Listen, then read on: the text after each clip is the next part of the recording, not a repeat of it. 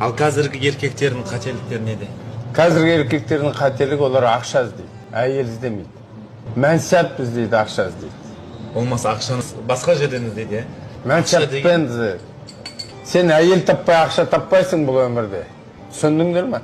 Тапқан ақшаң өзіңе зиян болады. Әйелсіз тапқан ақшаң өзіңе зиян болады. Денсаулығын жоғалтасың. Денсаулығың жоғалмай ма? Медицина 40 жыл бұрын дәлелдеп қойған. Холостой еркек ерте өледі. Себебі мына асты.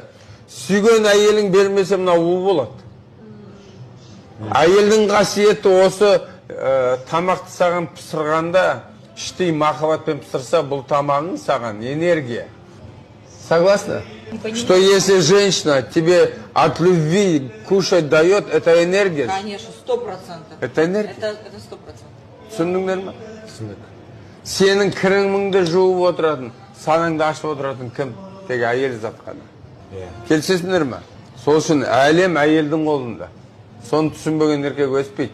Ол тапқан ақшасы ертең күні денсаулығын орнына келтіруге жетпейді. Түсіндіңдер ме? Жетпейді ол.